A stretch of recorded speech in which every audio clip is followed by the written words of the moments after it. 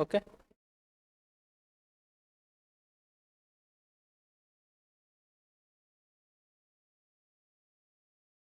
Hello friends, welcome to CA centre. आज हम एक ऐसे टॉपिक को डिस्कस करेंगे जो हमारे इतिहास, प्राचीन इतिहास के सिलेबस को कवर करेगा। देखिए, जब भी हम पढ़ते हैं तो हमें ये पता होना चाहिए कि हमारा सिलेबस एग्जैक्टली क्या है। दूसरी चीज, जो चीज पढ़ते हैं उसका कॉन्टेक्स्ट क्या है एट प्रेजेंट टाइम में। तीसरी चीज कि हमें ये पता होना चाहिए कि हमारे सिलेबस में वो मेंशन है या नहीं। चौथा, क्या इससे कोई रिलेटेड अब तक इतिहास में क्वेश्चन पूछा गया है कि नहीं, मैं आपके साथ डिस्कस कर रहा हूँ। देखिए, टॉपिक क्या है। हड़प्पा सिविलाइजेशन का एक प्लेस को एग्जीवेट, मतलब वहाँ खुदाई हुई है और एक खुदाई में ये पता चला है कि ये जो यहाँ पे सिस्टम है वो हड़प्पा सिविलाइजेशन के टाइम की है, पहली चीज। दूसरी चीज ये कि यूपीएससी ने सवाल इससे पूछा हुआ था लेकर के हड़प्पा सिविलाइजेशन का, जो है कि अर्बनाइजेशन। क्यों? क्योंकि अर्बन, हड़प्पा की जो अर्बनाइजेशन, नगरीकरण थी, इतनी अच्छी, इतनी वेल मेंटेन तरीके से इस्टेब्लिश की गई थी कि उसका यूपीएससी के एग्जामिनर को, पेपर सेटर को ये लगा कि आज का जो स्मार्ट इंडिया, स्मार्ट सिटी का जो प्रोग्राम है, इसके कहीं ना कहीं हम लिंक कर सकते हैं, हम उससे सीख सकते हैं। तो यूपीएससी ने सवाल किया हुआ था 2014 या 15 मेंस में कि हम जो हड़प्पा सिविलाइजेशन पढ़ते हैं, आज की जो स्मार्ट सिटी, अर्बन सिटी, जो स्मार्ट सिटी का जो बात करते हैं, उसका किस तरह से कॉन्टेक्स्ट है, क्या रिलेशन है उससे, और हम उससे क्या जो कि स्मार्ट सिटी में कनेक्ट करते हैं। हम हमेशा सुनते आते हैं कि 2014 से ही जो कि भारत सरकार ने स्मार्ट सिटी सेलेक्ट करने का प्रोग्राम चलाया था कि इंडिया के टॉप 100 ऐसे सिटी को सेलेक्ट करेंगे कि उसको जो है कि स्मार्ट सिटी के रूप में कन्वर्ट करेंगे। स्मार्ट सिटी दरअसल कुछ नहीं है, बस इतना ये है कि वहां पे जो बेसिक नीड्स है, और एक तरह से आप सोच सकते हैं कि उसमें किस तरह के मॉडर्नाइजेशन किया जाए। सपोज करिए बेसिक इंफ्रास्ट्रक्चर को लेके, रोटी कपड़ा मकान, रोड इलेक्ट्रिसिटी कनेक्टिविटी, और हेल्थ और एजुकेशन वेल मेंटेन। या इसके बाद हम ऐसे चीज़ों को और एडवांसमेंट करें कि स्मार्ट बने। फॉर एग्जांपल के लिए, आप हाई स्पीड नेट, इंटरनेट की स्पीड हो, और आपका ट्रांसपोर्टेशन बहुत तेजी से हो, कि जैसे कि कोई पैसेंजर, मतलब एम्प्लॉई है, एक प्लेस 100 किलोमीटर, 150 किलोमीटर अगर वो ट्रेवल करना चाहते हो तो उसको सोचना ना हो कि हम कैसे जाएं। उसके पास अपनी साधन हो, या फिर पब्लिक ट्रांसपोर्टेशन, कम्युनिकेशन इतना अच्छा बना दिया जाए कि उसको दिक्कत ना हो। उसके बाद इलेक्ट्रिसिटी एकदम रिन्यूएबल एनर्जी टाइप की, जो कि इलेक्ट्रिसिटी प्रोवाइड किया जाए। ये सारी, सपोज करिए कि आप नोएडा में होते हो, greater Noida, Noida electronic city में होते हो, दिल्ली की मैं बात कर रहा हूँ, और आपको जाना हो कहाँ पे, द्वारका सेक्टर 21 में जाना हो, तो आपको सोचने की जरूरत नहीं, क्योंकि इलेक्ट्रॉनिक सिटी नोएडा में बैठिए, एक ही मेट्रो से आप सीधे जो है कि द्वारका सेक्टर चले जाएंगे। ये हमें पता होना चाहिए। दूसरी चीज यही एक कनेक्टिविटी, अगर आप मुंबई में हैं, मुंबई में आप समझ लीजिए कि विरार से आपको चर्चगेट जाना है, दो घंटे की दूरी है, मुझे लगता है कि 60-70 किलोमीटर पड़ जाएगा। आप वहां से फास्ट ट्रेन, लोकल ट्रेन पकड़िए, आपको मैक्सिमम 40-45 मिनट के अंदर जो है कि विरार से चर्चगेट गेटवे ऑफ इंडिया के पास जो कि आपको टच करा देगी, जहां पे हम कहते हैं आईटी सेक्टर है मुंबई का। जैसे बेंगलुरु में है आईटी सेक्टर, दिल्ली में भी, तो वैसे ही मुंबई में अगर आप आएंगे तो वहां पे आपको मिलेगा इस तरह का फैसिलिटी। तो हमारे लिए इंपॉर्टेंट यहाँ पे ये है कि स्मार्ट सिटी का कॉन्टेक्स्ट जो कि यूपीएससी ने पूछा हुआ था, जो कि हड़प्पा सिविलाइजेशन से लेकर के, तो हम जो यहाँ पे आप डिस्कस करने जा रहे हैं इस चीज को। देखिए, अभी कुछ साइंटिस्ट ने अभी सर्च किया है और इसको अनकवर्ड किया है कि स्प्रोलिंग बरियल साइट, मतलब जो जलाई हुई प्लेस को, जो कि ये क्या किया है, एग्जीवेट किया है, एग्जीवेट नहीं है, उसको जो है कि सर्च किया है। तो वहां की जो साइट्स है उसके बारे में देखते हैं कि वो साइट का नाम क्या है। साइट देखिए गुजरात के एरिया में पाया जाता है, जो कच्छ का रीजन पड़ता है, कि खतिया विलेज है, और कच्छ रीजन में, गुजरात में। तो हमारे लिए क्या इंपॉर्टेंट है, हमारे लिए ये भी इंपॉर्टेंट है कि हमें पता हो कि रियल में काठियावाड़ रीजन कहाँ पे पड़ता है। रीजन में देखिए, ये इंडिया का हमने मैप ड्रॉ कर रखा है यहाँ पे, ठीक है। ये थोड़ा सा हम थिकनेस इसका बढ़ा लेते हैं, जिससे हमें आसानी होगी इसको देखने में। ये देखिए, आप जो रीजन देख रहे हैं, ये मैं इंडिया का मैप बना रहा हूँ आप लोगों के साथ, ठीक है। क्योंकि अगर हम इंडिया का ये मैप बना लेंगे तो हमें और आसानी हो जाती है चीज़ों को रिकॉग्नाइज करने के लिए कि हमारा रेंज कहाँ से है, कहाँ तक है, ठीक है। ये इंडिया का हमें मैप पता चल गया, और यहाँ पे नीचे श्रीलंका दिया गया। अब हम दूसरा कलर लेंगे जिसको हम काठियावाड़ को आइडेंटिफाई करेंगे। अगर अब ये देखिए आप काठियावाड़ रीजन, ये गुजरात है, ठीक है, यहीं पे जो है कि ये पाया गया है, जो कि क्या बोलते हैं हड़प्पा सिविलाइजेशन की एरिया को। दूसरी चीज ये है कि अगर आप हड़प्पा सिविलाइजेशन के बारे में और जानना चाहें, देखिए जो नॉर्थ वेस्ट इंडिया का पार्ट है, ये वाला पूरा रीजन, और उसके बाद पंजाब का जो ये रीजन, सॉरी जो पाकिस्तान का रीजन पर, ये सारा रीजन जो मैं मार्क कर रहा हूँ अब, ये जो कि आपका हड़प्पा हड़प्पा सिविलाइजेशन या फिर इंडस वैली सिविलाइजेशन। देखिए हड़प्पा क्योंकि वो पहली एक प्लेस पाया गया था जिसके नाम पे ही ये सिविलाइजेशन का हड़प्पा सिविलाइजेशन दे दिया गया। इसको इंडस वैली सिंधु घाटी सभ्यता के नाम से भी जाना जाता है। क्यों? क्योंकि जो सिंधु नदी है हिंदी में बोला जाता है, उसको इंग्लिश में इंडस रिवर बोला जाता है। तो इस हिसाब से उस एरिया को कनेक्ट करके हम इंडस वैली सिविलाइजेशन या हड़प्पा सिविलाइजेशन के नाम से जाने जाते हैं। दूसरी चीज, मोहनजोदारो एक मूवी बनी हुई है जो ऋतिक रोशन ने काम किया है उसमें। तो आप उसमें देखेंगे तो किस तरह से जो है कि नदी रुष्ट होती है, वो अपनी धारा को बदल देती है यहाँ पे लेके।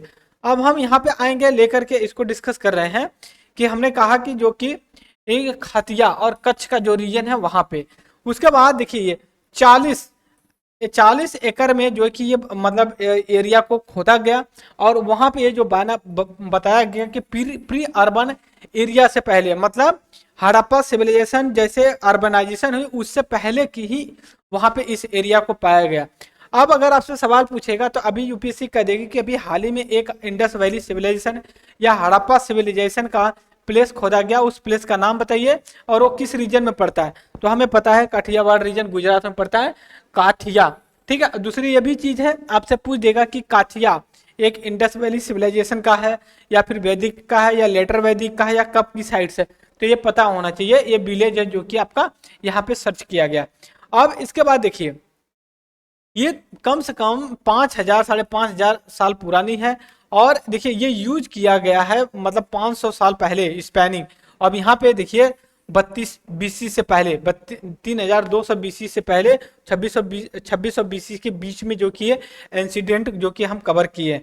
अब देखिए वहां पे देखिए बहुत सारी चीजें जो कि पाई गई, जैसे ग्रेव पाया गया, जैसे मान लीजिए ग्रेव में क्या है, sand stone lined burial shaft जो कि पाया गया है। और इसके बाद आर्टिफैक्ट जो मतलब गहना आप बोल सकते हैं सजावटी वगैरह का होता है, जैसे मान लीजिए बैंगलो हो गया, बेड्स हो गया, पोट्री वगैरह हो गई, जैसे मान लीजिए। उसके बाद प्यूपल प्यूपल जो प्यूपल अगर जब डेथ हो जाती थी उनको, तो वो जो कि कुछ चीजों के साथ ऑर्नामेंट अपनी उनकी जो सजावटें होती थी उसके साथ जो है कि उनको दफन कर दिया जाता था। जैसे अगर आप अभी भी रिमोट एरिया नॉर्थ इंडिया से बिलोंग करते हैं तो बहुत से ऐसे एरिया पड़ती है, वहां पे जब बुजुर्ग होते हैं जो उनकी डेथ हो जाती है, ठीक है, तो 7 दिन 10 दिन के बाद उनका जो यूज किया गया सामान होता था उनको साथ उनके बाहर कर दिया जाता था कि भैया ये आपकी सामान थी, आप अपना लेके आप चले जाइए। कुछ ये भी होती थी कि जब डेड बॉडी को और मिट्टी में गाड़ा जाता था तो उनके साथ जो उनकी लोकप्रिय वस्तु हुआ करती थी, जो चीज उनको पसंद होती थी उनके साथ रख दिया जाता था कि जब वो जाएंगे मतलब आत्मा उनकी जाएगी तो ये सारी चीजें ले करके जाएंगी और उनको खाने पीने उठने बैठने में कोई प्रॉब्लम नहीं आएगी। और उसके बाद ये भी चीज है कि जो वुमेन्स होती थी, जब वुमेन्स उनको वरीड किया जाता था तो उनको मिरर मेड द कॉपर, और जो अडल्ट लोग होते थे वरीड किया जाता था, different time the vessel associate होते थे, देखिए सर्विंग स्टोरिंग वगैरह सारी फूड होती थी। फिर उसका सेल्ड बैंगलो हुआ करता टिपिकल, और इन्फेंट और जो चाइल्ड अगर होते थे यूजुअली वरीड किया जाता एनी पोट्री एंड ऑर्नामेंट के। अब हम आते हैं what is the Indus valley civilisation के बारे में हम जानेंगे कि रियल में ये क्या है। देखिए इंडस वैली सिविलाइजेशन की अगर हम बात करते हैं तो ब्राउन एज के रूप में जो इसको देखा जाता है, ये मैच्योर पीरियड 2600 से लेकर के आपका जो कि 1900 बीसी से पहले की बात है। और इसका एक्सटेंड किया जाए मतलब जो एरिया एक्सपेंड की गई है, तो एक आपका अफगानिस्तान में भी, फिर उसके बाद पाकिस्तान में भी, इंडिया का नॉर्थ वेस्टर्न जो रीजन पाया जाता है वहां पे भी पाया जाता है। लेकिन इसका कुछ कॉन्टेम्प्रेरी जैसे इंडिया या इंडिया सब कॉन्टिनेंट में पाया जाता था इंडस वैली सिविलाइजेशन, वैसे ही उसी का कॉन्टेम्प्रेरी और भी विश्व में सिविलाइजेशन थी, उनके बारे में देखते हैं। जैसे एंशियंट इजिप्ट जो कि सिविलाइजेशन थी, मेसोपोटामिया थी, और 3 अर्ली जैसे पाकिस्तान, उसके बाद 3 earliest civilization the old world में। ये तीन, हड़प्पा सिविलाइजेशन, इजिप्ट, मेसोपोटामिया, ये तीन ऐसी जो सिविलाइजेशन थी पूरे विश्व में सबसे ज्यादा जो कि सिविलाइज एरिया के रूप में देखा जाता था। अगर इजिप्ट से पता चलता है कि इजिप्ट एरिया कहाँ पे है, इसको हम आइडेंटिफाई कर लेते हैं, इजिप्ट का आप लोकेशन देखेंगे। और इंडस वैली सिविलाइजेशन हम इंडिया पाकिस्तान वाले एरिया में देख सकते हैं। अब मेसोपोटामिया, तो मेसोपोटामिया ईरान इराक वाली जो रीजन पड़ता है, वहां पे जो कि मेसोपोटामिया की जैसी सिविलाइजेशन जो कि डेवलप की थी।